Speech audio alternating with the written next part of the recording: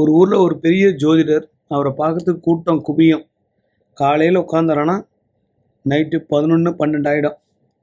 குறைஞ்சது ஒரு நாளைக்கு ஒரு 2 லட்ச ரூபா 3 லட்ச ரூபா உட்காந்த இடத்துலையே சம்பாதிப்பார். எந்த கோயில் போனாலும் அவருக்கு மாலை மரியாதை, ஜனங்க அப்படியே காலில் வந்து விழுவுறது, இப்படியே நடந்துச்சு. பணம் கொட்டிக்கிட்டே இருக்குது.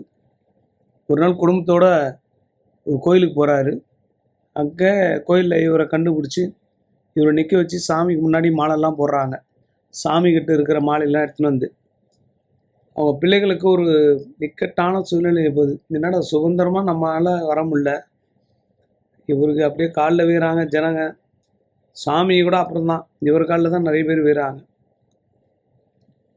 வீட்டுக்கு வர்றாரு எல்லாம் முடிச்சுட்டு. அவங்க பையங்கள்லாம் சொன்னாங்களாம், அப்பா யாருக்கும் வந்து இந்த ஜோதிடம்லாம் பார்க்காத, ஏன்னா யாருடைய தலையெழுத்தும் யாராலையும் மாற்ற முடியாது. நீ பயங்கரமாக பொய் சொல்லுவ, நானே பார்ப்பேன்.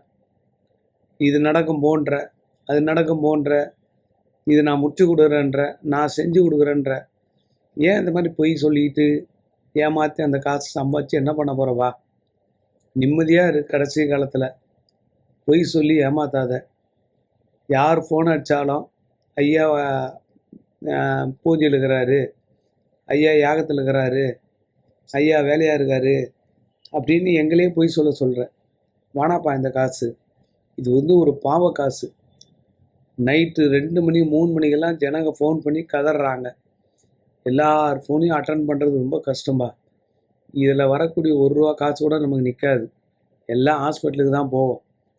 என்றைக்கு நீ இந்த தொழிலை விடுறியோ அன்றைக்கி தான் குடும்பம் நல்லா இருக்குன்னு சொல்லி பிள்ளைகள் அட்வைஸ் பண்ணாங்களாம். இதே மாதிரி தான் நிறைய ஜோதிடர்கள், சாமியார்கள், கோயில் வச்சுருந்தவங்க, அருள்வாக்கு சொன்னவங்க எல்லாமே கொஞ்சம் கொஞ்சமாக விலக ஆரம்பிச்சிடுறாங்க. வேணாயா இது பாவ காசு தான் அப்படின்னு. ஏன்னா எப்போ ஃபோன் அடித்தாலும் ஃபோன் எடுக்காட்டி அசிங்கமாக திட்டிடுவாங்க. ஃபோன் எடுத்தால் சாமி சாமி அது எப்படி பண்ணுறது, இது எப்படி பண்ணுறது அப்படின்னு போட்டு டார்ச்சர் பண்ணுவாங்க. அதனால தான் பாதி சாமியார்கள் வாழ்க்கை சரியில்லை அப்படின்னு சொல்லப்படுகிறது.